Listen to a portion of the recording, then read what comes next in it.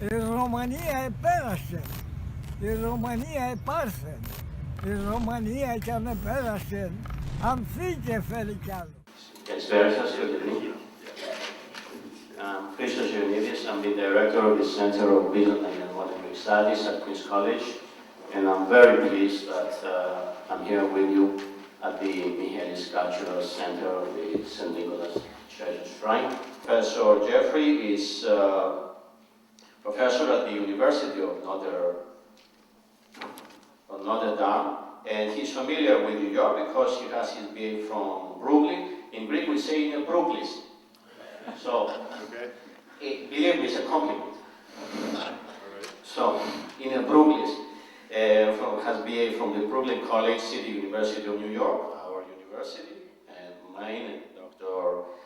Laboussis, and he has a PhD in music history at Princeton University, and where he taught at Princeton for several years, from 1983 until 2009. He has received major fellowships and scholarships, and including one that is very impressive, quote unquote, the Genius Award Fellowship from the John and D. Catherine MacArthur Foundation. And he is now at Notre Dame, as I mentioned. He is the author of many articles, books on ethnomusicology, Byzantine music. He is a world authority, and among others, he has authored the book The Secret Gospel of Mark Unveiled Imagined Rituals of Sex, Death, and Madness in Biblical Forgery. And he has a Gregorian chant homepage on the web that you can check out. I received many awards, and I'm very pleased to introduce Professor Jeffry. Thank you. The origins of the Byzantine musical tradition, and lecture 3 is Old Rome and New Rome. The first 2 lectures were a lot about Jerusalem, and sometimes people kept saying, well, what about Constantinople? Well, here we are. Next. Here's a map of the ancient world, cleverly disguised to look like a medieval mosaic, but it really isn't. There's Rome, Milan, Venice, and Constantinople, and let's see, Saris, Thessaloniki in here somewhere? There it is, right there. Jerusalem, there, so on. Next. Of course, Rome, Old Rome is a very complicated place. Are these letters too small for you to read? Yes. Yeah. Okay, sorry about that. But you see, there were many kinds of churches in Rome. There were... That's the mic. Probably you should, Professor, probably use the mic. Oh, you can't hear me? No. Sorry. There were many kinds of churches in Rome. There were deaconries, which were centers for giving out food.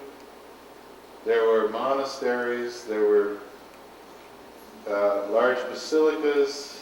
There were churches with Eastern links. Eastern monasteries as well as Western monasteries. Another page, next page. Of course, Constantinople was a complicated city also. There's Hagia Sophia and St. Irene, the famous churches, but there were churches all over, Holy Apostles, St. Akakios, and so on. And the famous Orphanotrophion, where the boys' choirs were trained. Next. A little, somewhat more fanciful map of Constantinople where you can almost see there's Hagia Sophia, St. Irene, and so on. Next. I'm going to start by comparing 2 churches built in the early Christian period, one in Rome and one in the Byzantine world. The Roman one is St. Mary Major. This is how it looks today with the plastic chairs and so on. It doesn't, quite a lot of it, this whole thing was built in the 17th century. Quite a lot of it does not go back to the original building. On the other hand, some of it does. the basic basilica shape with the pillars on each side. And this arch is 5th century from when the building was built, while this apse back here in the mosaic, that was built in the Middle Ages. Here's a somewhat better picture from about 1900, before they put the plastic chairs in. You can get some sense of what it looked like and see how beautiful it is with the sun streaming down. Next page. There's the front of the church. It now has this Baroque 17th century or 18th century front and a 9th century tower. Here's how it looks today with lots of traffic in front of it. Next. There's the back side of it. Now this too would be all full of cars nowadays. Now this is what they think the church looked like in the 5th century. It had 2 rows of pillars that are still there. It had a smaller apse. They think it had the altar way out here in front of the stairs. The bishop's chair there, they think. And the apse itself was had a half circle of pillars right there. Next. Here it is turned the other way, superimposed on the modern buildings. All this was built later in the 17th or 18th century. Next. And there it is, everything's the same color, but here's still the pillars, here's all the extra stuff. Next. So this is a reconstruction of what they think it looked like in the 5th century. 3 stairs going up, and then pillars all around here. The 5th century arch. But since they didn't know what was here in the apse, they left the 12th century mosaic, even though that could not be what was there in the 5th century. Next. There's a picture of the arch, the most important part of the church that actually goes back to the 5th century. Next. And there you can see Sixtus, Bishop of the people of God. His reign was 432 to 440. That's when this church was built. Next, and here's the 2 other parts of the arch. Many biblical scenes. And Bethlehem and Jerusalem at the bottom, being approached by sheep who represent the Christian community. Next. There's a view of that 12th century mosaic that's up in the dome of the apse, looked at through this 17th century canopy here. Next. The comparison church, St. Demetrius in Thessaloniki. There was a church built there in the 5th century. The present church is from the 6th century.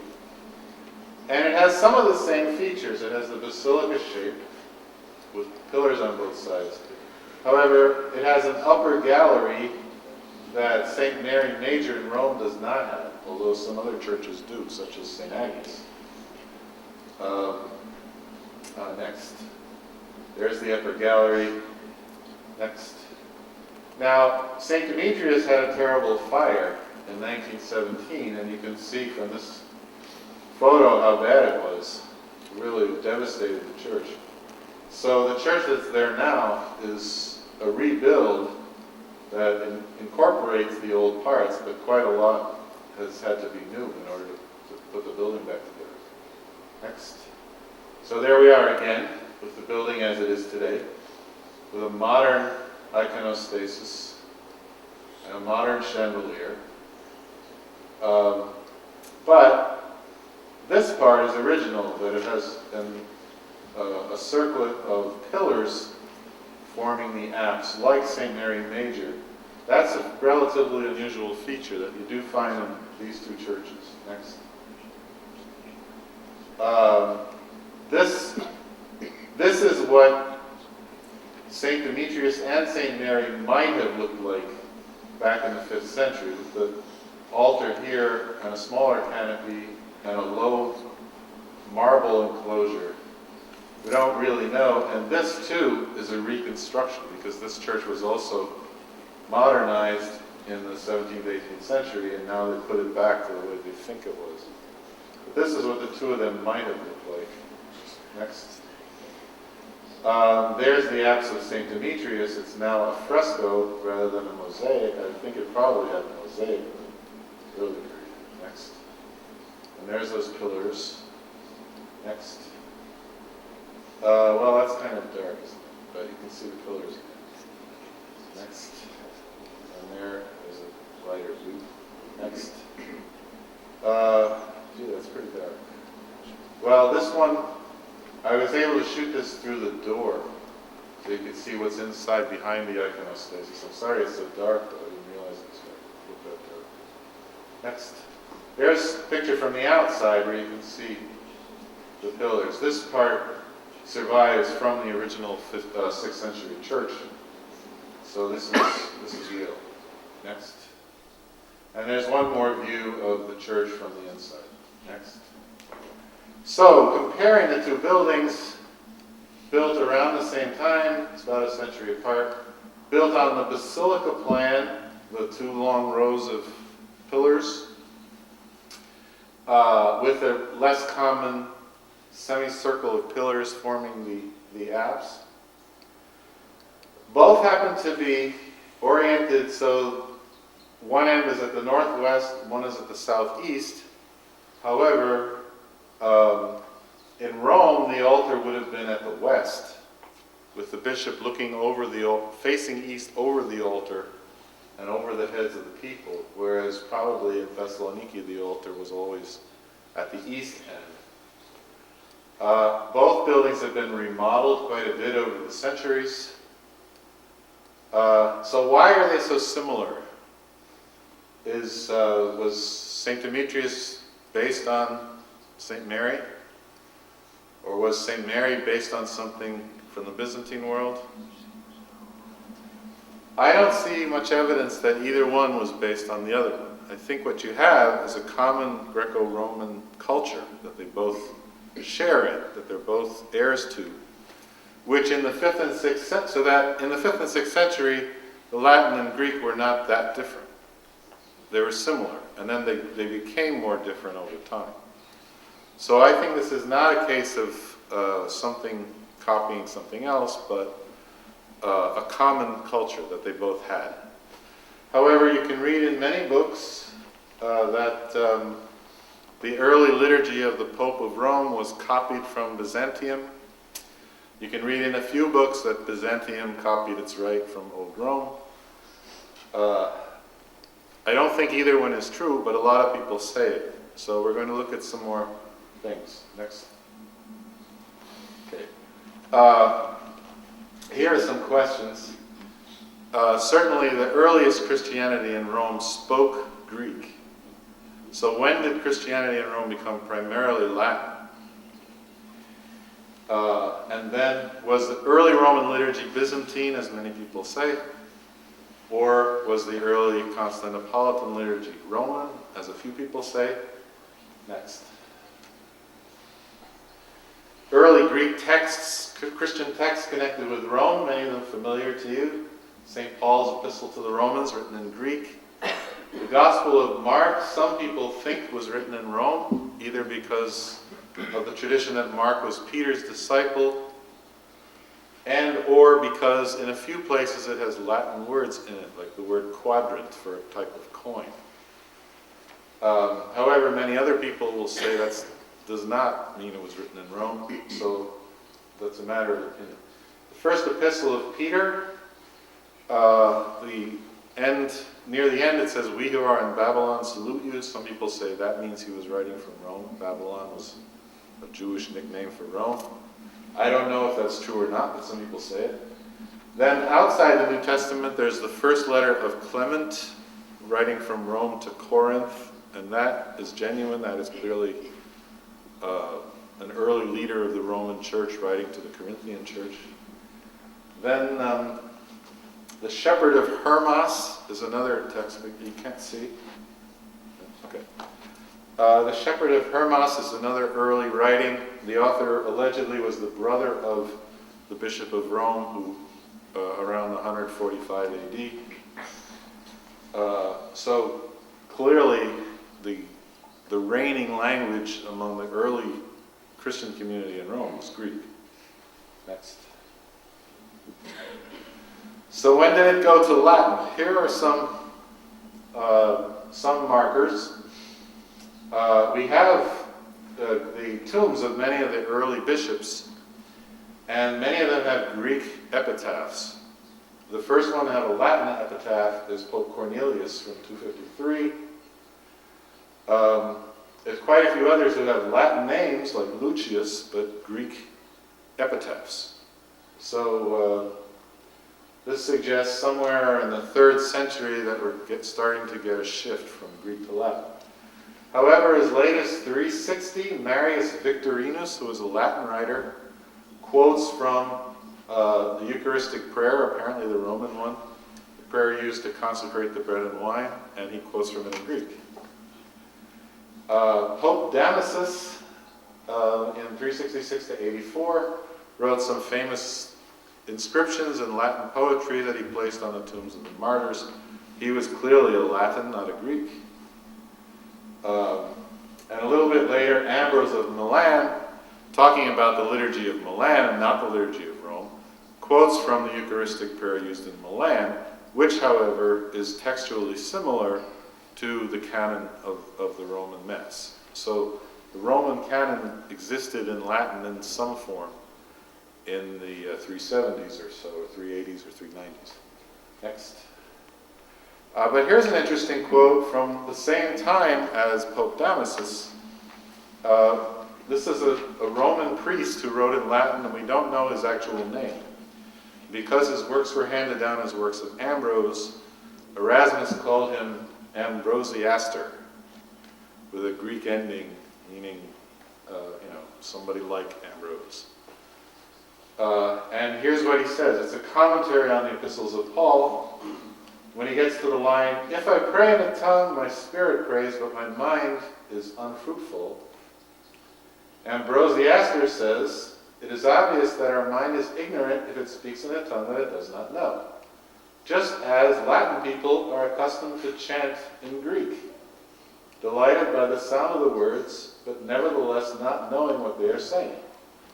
So it seems as if in the 4th century there was still a lot of Christian liturgical singing in Greek, but also a lot of people who did not understand what they were singing. But what were they singing? Do we have those texts? Do we have those melodies? Probably not, but let's see. Next. Somewhat later we get what are popularly known as the Greek popes, people who were bishops of Rome, but were said to have been Greek. Exactly who were the Greek popes? How many were there? The answer to that question depends on another question, which is, how Greek do you have to be a Greek pope? Some of these popes, we know that they knew Greek, or it's said that they knew Greek very well, so I would say in those cases they are Greek popes. In other cases, we don't know. Theodore was the son of the Bishop of Jerusalem. Presumably the Bishop of Jerusalem was a Greek. And Theodore has a Greek name. How much Greek did he actually know? I don't know. Agatho, born in Sicily, did have a lot of involvement in the Eastern Church, and therefore probably knew Greek. Leo II was born in Sicily. We're told that he knew Greek and Latin. And southern Italy, Sicily, Calabria, and so on, had a large Greek population at the time. It was even called Magna Graecia, Greater Greece. So it's perfectly believable that somebody born in Sicily would have been linguistically Greek, but it's not, the mere fact that they were born there does not guarantee that.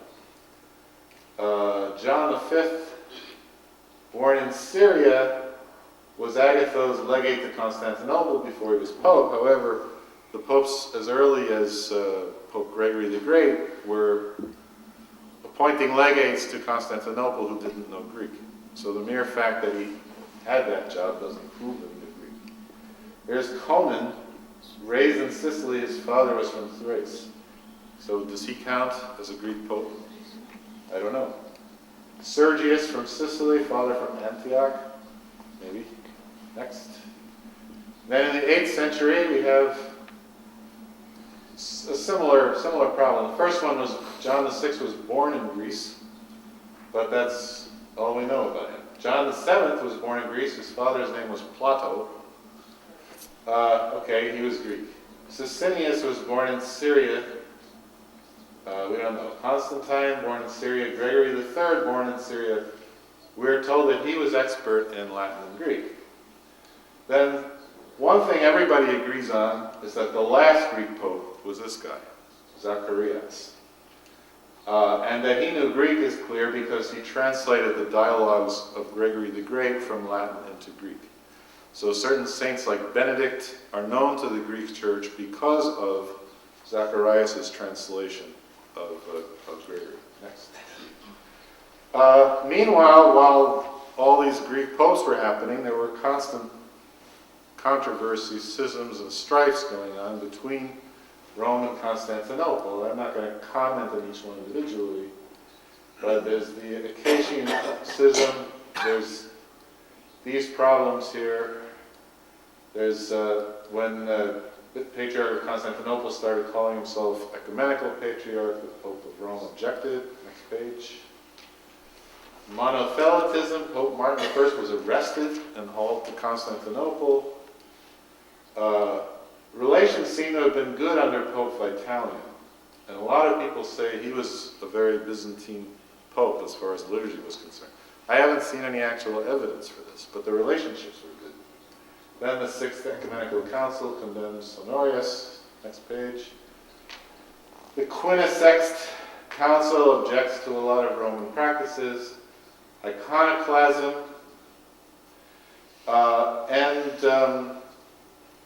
Up to this point, when popes were elected, they did have to have their election approved by the Byzantine emperor. And the first pope who did not ask to have his election approved was the last Greek pope, Zacharias. After that, popes never again asked the emperor to approve their election. But if relationships were this bad and you had these things going on all the time, why would Rome imitate the Byzantine liturgy? Or why would Constantinople imitate the Roman liturgy? There's very little evidence that either one did, and it's hard to see why they would want to if they were constantly at odds with each other. Next. Finally, in this Pope Stephen, who was unquestionably a Latin pope, not a Greek pope, suddenly came up with this document, the Donation of Constantine, purportedly a statement by Constantine. Basically, Constantine, according to this document, Constantine had a terrible skin condition. And the pagan wise men told him that the way to cure it was to bathe in the blood of newborn infants. So Constantine ordered that hundreds of newborn infants be brought to the capital so that they could be killed, so that he could bathe in their blood. But just when they were about to do it, he looked out on the crowd. He saw how sad all the mothers were, how sad all the infants were, and he decided he couldn't go through with it. So that night, he had a dream. Peter and Paul appeared to him. They said, "Constantine, that was pretty good. You're our kind of guy. You know what? You should be a Christian."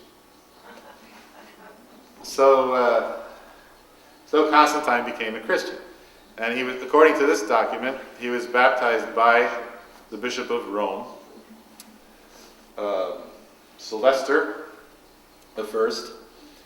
I. And in gratitude, he issued this document, which said, the Bishop of Rome was not subject to the emperor in Constantinople, but he was the supreme ruler of the West, and the emperor in Constantinople's authority only included the East. And not only that, but henceforth the Pope could wear a special headgear showing that he was the ruler in the West. Now, do you believe Constantine really did that?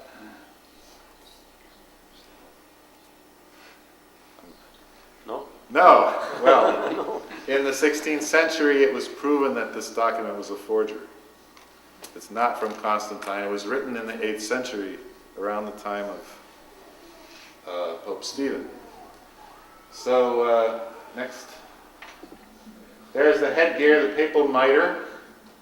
This is from the 13th century. We don't have a lot of early pictures of it, but there's one. Next. It eventually became a triple crown, as if the Pope was 3 times king. Recent popes, Paul VI was crowned with a triple crown. And then he gave it away. And since then, no Roman Pope has worn the papal crown. They're trying to get away from the idea that the Pope is a king. But up until Pope Paul VI, right after John the 23rd, they were wearing this triple crown. It goes back to the donation of Constantine. Next. Meanwhile, in Rome itself, it's quite clear that there was a Greek population in the early Middle Ages. And one indication that we have for that is the baptismal rite, the 8th century baptismal rite.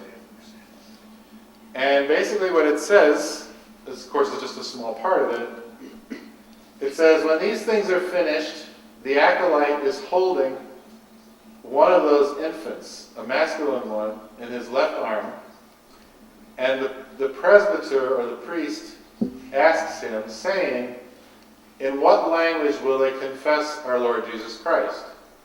And the acolyte says, Greek. So the priest says, announce their faith, how they believe. And the acolyte says the symbol or the creed in Greek, chanting in these words, and since I thought that might be too small, I put it in big letters. Pistuo or pistevo is ena theo. When this is done, he turns to the females and does similarly. Again, another acolyte taking one of the Latin infants in his left arm and putting his right hand on his head, the presbyter asks him, in what language will they confess as before? And he responds, Latin. So the presbyter says to him, announce their faith, how they believe, and he sings the symbol, Credo in unum Dei. Now these apparently were infants who didn't understand any language because the acolyte is holding him in his arm. So in a sense it didn't matter what language, but they respected that some of these infants were going to grow up speaking Greek and be Greeks. And therefore the creed was recited first in Greek and then in Latin for each linguistic community that was in Rome. Now, this is about the 8th century. Next. There weren't only Greek lay people in Rome, there were Greek parishes in Rome, Greek churches. And one of the most interesting ones that's somewhat preserved is the Church of Santa Maria Antica, Old St. Mary's, which is in the Roman Forum. Now, Old St. Mary's is closed. You can't normally get in there without special permission. But I got in there. And I have some pictures. And I don't know if you can see, but these saints here have Greek names on the wall, whereas these saints up here have Latin names. Right there. Next page. Oh, this church was closed after an earthquake in 847, so it didn't change since then. And that's what makes it so interesting, is we can see what it was like in the 9th century. Now this is part of the ambo, part of the stand for the readers who read during the liturgy. The actual thing is there. It's the base, part of the base.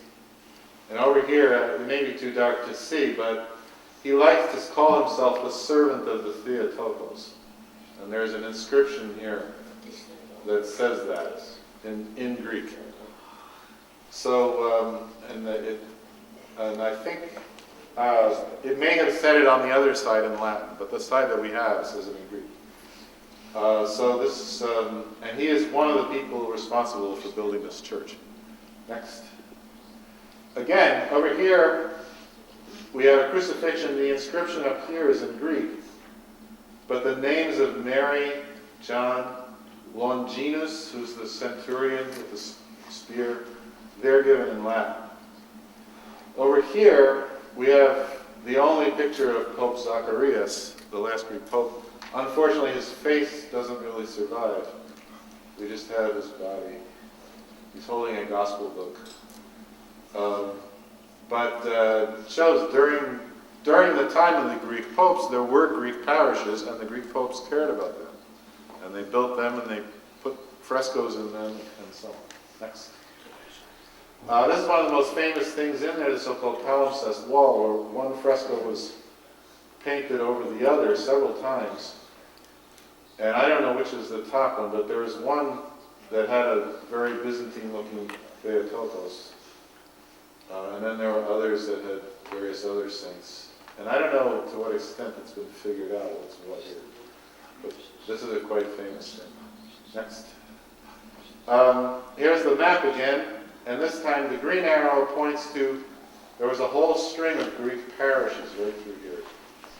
And the red arrows point to Greek monasteries. Next.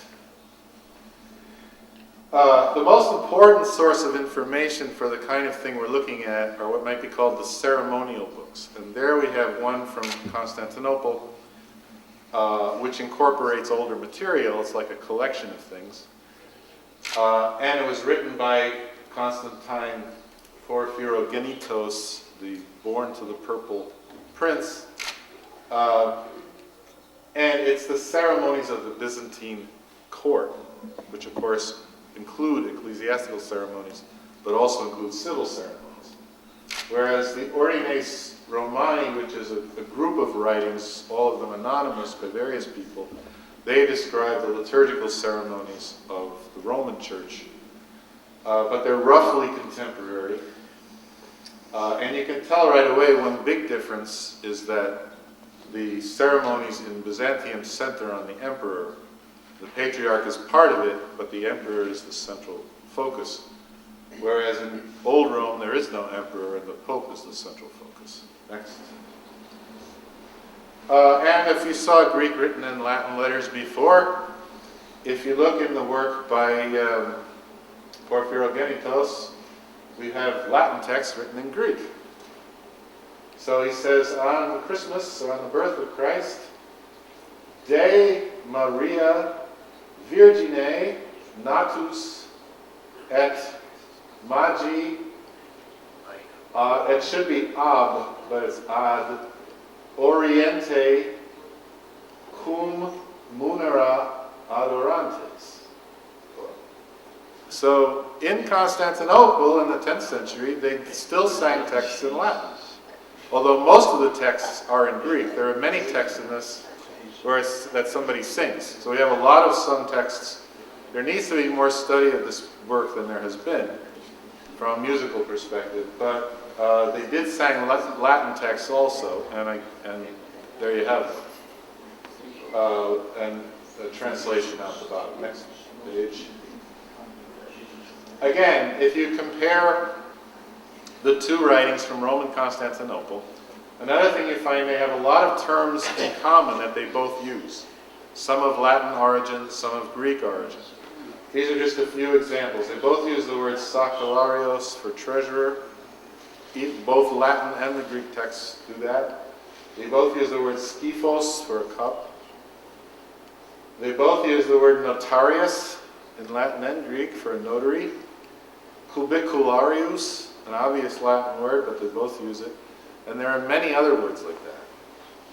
Next page. On the other hand, there are also words that each one uses that the other one doesn't. In the Latin text, they have this word paraphonista, clearly from Greek, but it's not really a Greek word. Have you ever heard that word before? No. Sorry? No. He doesn't keep the tone. Yeah, but you don't use that word, right? The Greek church. Do you have anybody named paraphonista? No. No, we have a lot. Okay, it's a Greek word, but it only exists in Latin texts. Okay. Then one of the Pope's vestments is called anagoleum, which apparently means anagoleum. That word I haven't found in Porphyrogenitos, It's definitely a Greek word, but apparently only used in Latin texts. Meanwhile, the Byzantine court had an official called a silentiarius, which is obviously from a Latin word, but the Pope didn't have, in Rome, the Pope didn't have an official with that name. And the caballarium is related to, cavalier, chevalier, clearly a Latin word, but it's used in Greek texts. So I guess I should have put a K on that, but anyway. Okay, next. Again, if you go from vocabulary to the actual ceremonies, what's being described, this is a very famous picture of Justinian and Theodora from the church of New St. Apollinaris, Sant'Apollinare Nuovo in Ravenna. This is on the men's side of the church, this is on the women's side of the church. And in Justinian's entourage, we can interpret this by, if we read it against the text of Porphyrogenitos, this is clearly the patriarch. He's a bishop with a pallium, and he holds a cross, if you can see that. And the Constantine Porphyrogenitus says that the patriarch is supposed to hold a cross when he walks around. And this is the archdeacon holding the Gospels. This is another deacon with the incense. And these are secular nobles, not members of the clergy. These are the soldiers. Now, what is Justinian holding? Sorry? Well, I don't know, but that's my theory. It's for the bread that's distributed after the liturgy. This shows that he's not a priest, he's not a member of the clergy, but he can have a sacral role because he's the emperor. So that's not a fact, but that's what I think. That's what I think it is. So I was curious to know what you would think of that. Glad to know you think what I think. Meanwhile, Theodora down here, she has noble men in her entourage, but she has no clergy. She has women. Next. Now this is from almost the same time from Rome. This is not the Bishop of Rome, but he's a bishop. And he's dressed almost identically. There's the pallium. There's the planeta. He's holding a gospel book. That's different. He's not holding a cross. But the vestments are almost the same. Deacon is very similar. And the aristocrats are dressed very similarly. Next. Put them together, and you see the costumes, vestments, they're extremely similar. They're even more alike than St. Demetrius and St. Mary Major are. So once again, a common culture that gradually grew apart in the texts, in the pictures, in the vestments, in the rituals, and so on. Nowadays, you can tell a Western priest from an Eastern priest very easily because the vestments are different, but in those days they were not. Next. Well, what about the music? Don't we have any music? The short answer is very little. Music from Rome is almost all in Latin. Music from Constantinople, the Byzantine world, is almost all in Greek.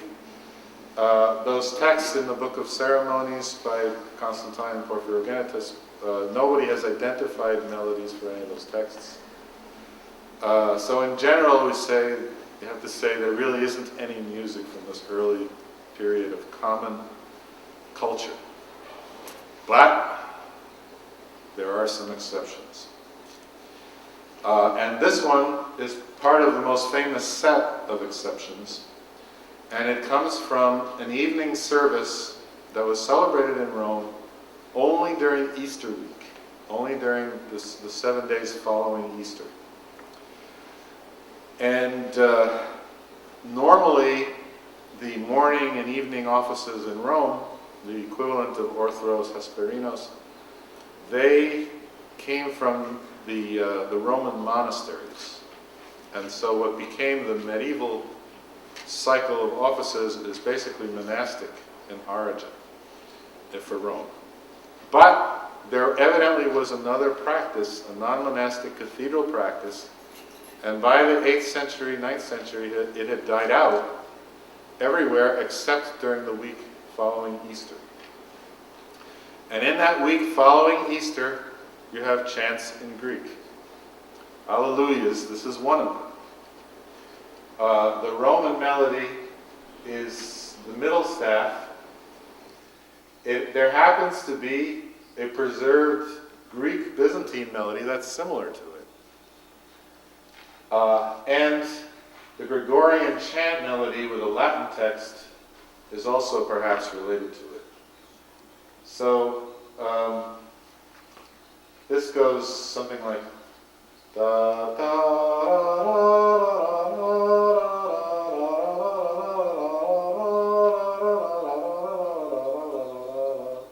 etc. The Greek one starts similarly. Da da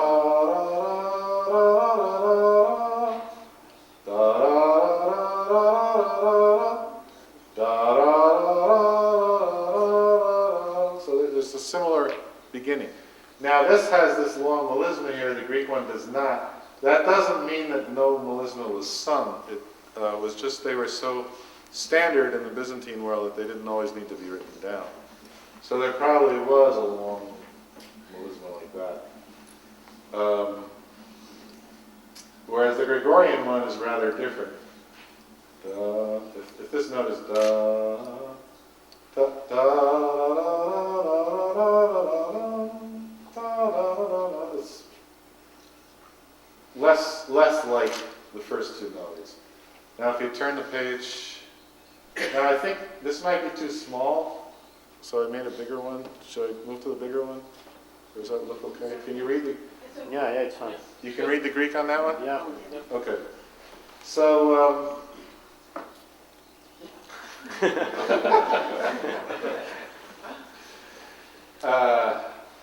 all right, this is what we just heard. This is the Alleluia again.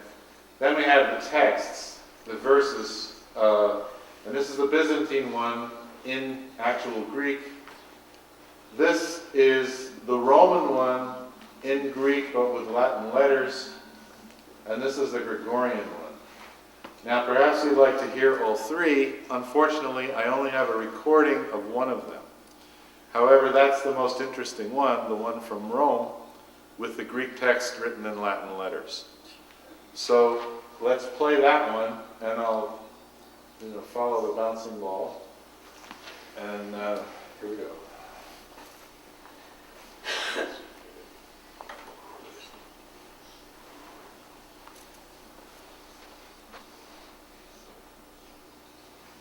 Oh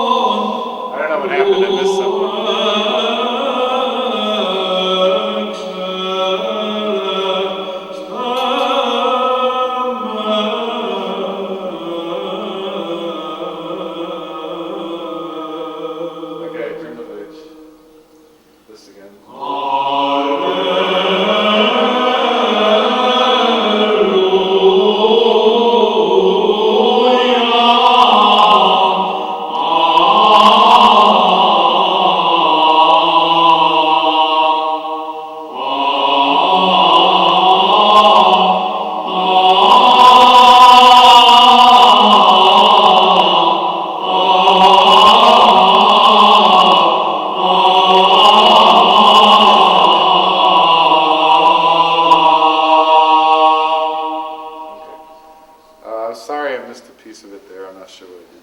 Now, what we have now is the same thing bigger, so just go through it until we get to the end.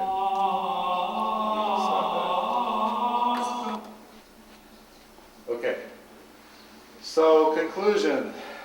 I don't find much evidence that either Rome or Constantinople was imitating the other place before the 9th century.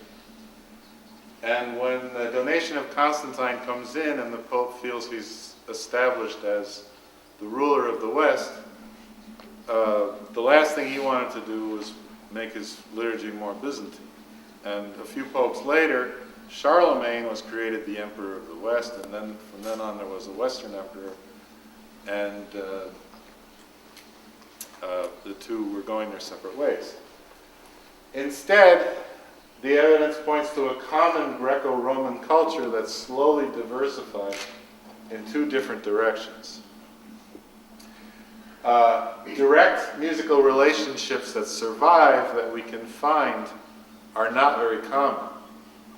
But vestiges of an older common repertory can be found in some of the more antiquated, nearly obsolete liturgies that were being used. So there actually some actual fruitful research can be done on musical relationships between Rome and the Byzantine world in the earliest period. And that's it. Thank you.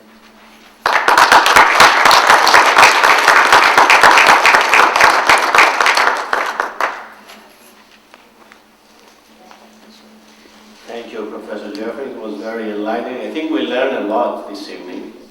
Very enlightening, and I think this is a new area that we didn't know much. Correct, Father? At least for me. Very interesting. For all of us. So we're grateful to you, and you accept some questions? Sure. All right. Some questions, please. I'm sure you have some. Start with the Father. Well, I have a comment to make, and it was very Can interesting. you speak louder, please? Sure.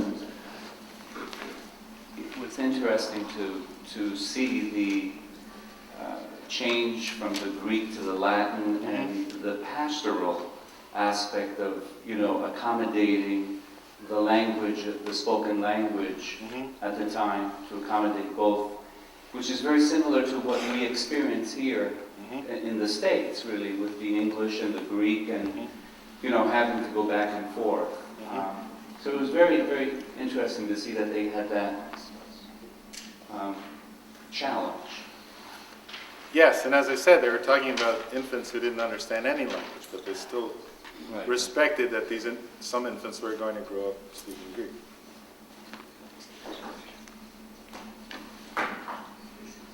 The notes that you posted there and they were sung, chanted. Where did you get those?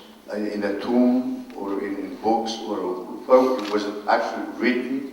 Did you find the actual, or you composed it because of organs or what? Yeah, they come from medieval manuscripts. Sorry, they come. Could you turn back a couple of pages? They come from medieval manuscripts, which are indicated by abbreviations. The middle one is from Latin manuscript 5319 in the Vatican Library. That's what the V is. This is from Greek manuscript 345 in the Vatican Library. This is from Gregorian chant, where we have hundreds of manuscripts. So yes, they were taken from manuscripts. And this was in Byzantine notation. This is not mine, but another historian's transcription from Byzantine notation into staff notation. Yes? Where in this slide, what would be the dates for these? I'm sorry. Yeah, where we're in this slide, what would be the date for each manuscript? This one is 12th century. Sorry. This one is what we call Old Roman chant. Very few manuscripts of it, but this one is from 12th century. This, as I say, the Gregorian melody, there's hundreds of manuscripts. I don't know which one he got this from. but the earliest it could be would be 11th century. And this, I don't happen to know the date of this manuscript, but it is more likely to be 13th century or 14th century. Any other question? Yes. I have two questions. One is, what does it mean to be a Greek parish in Rome in a bilingual context? Is it just that the liturgy was conducted in Greek, or was the liturgy different? And my second question is, why would the cathedral tradition of the office cathedral tradition in Rome be more hospitable to Greek texts than the monastic one? Okay. It's hard to walk through a church like Old St. Mary in Rome and be confident that the liturgy was not Greek, because there's so much Greek in the building. And it's the popes who are depicted there, who paid for the frescoes and so on, they were all Greek. So it's unimaginable that the usual liturgy in there was Latin. It must have been the Greek liturgy. But then the next question is, which Greek liturgy? Was it the liturgy of John Chrysostom, or what? And the answer is we don't know, because we don't have any books that we know come from that church or from any other such church. My personal suspicion is that they did the Greek liturgy of St. James, which would have been the Jerusalem liturgy. But I don't know that. I don't have evidence for that, so I didn't say it. As far as the monks, well, there were Latin monasteries and there were Greek monasteries. No doubt the Greek monasteries worship in Greek. And I didn't mention it orally, but it was on one of the slides. Maximus the Confessor spent time in Rome and presumably lived in a Greek monastery while he was there. But once again, we do not have books, liturgical manuscripts in Greek that we know came from St. Saba in Rome or one of the Greek monasteries. So we don't have good evidence about what they actually did there. Among the Latin rites, why did the monastic one survive and the non-monastic one not survive? The answer to that is that the great basilicas like St. Mary Major, St. John Lateran, and St. Peter's, the liturgy was given over to monks to celebrate. So, for instance, St. Peter's had 4 monasteries around it, and they took turns singing the psalms and doing the daily round of services. And that's why the monastic office prevailed. Why did the non-monastic office have so much Greek in it? The only thing I can propose is that because it was a more antiquated thing, went back further to a time when there was more Greek in the Roman liturgy in general. Surely not all the way back to the time of Ambrose the Aster, but closer to a time when Greek was, when the church was less exclusively Latin. So that's all I can say. Any other question? Yeah, one. You're entitled to. Thank you. Are you planning to further study in, let's say, the libraries in Cappadocia or Mount Athos in the Byzantine history? Well, I go where I can. I've been to Athens, I've been to Thessaloniki, but I've been to some other places in Greece, but I have not been to Mount Athos. Now we do have, we can get many of these manuscripts on microfilm and so on, so we don't necessarily have to go to the original place. And many libraries now are making it harder for people to see the original because every time somebody goes through it, something flakes off, something gets lost. So increasingly we are using either microfilms or digital photographs or whatever. On the other hand, sometimes it's hard to get those. But I've been in many of the world's libraries. I do all the research that I can. I do have to do other things like teaching, administration, and so on. I would love to go to Mount Athos at some point, but I have not been. Thank you.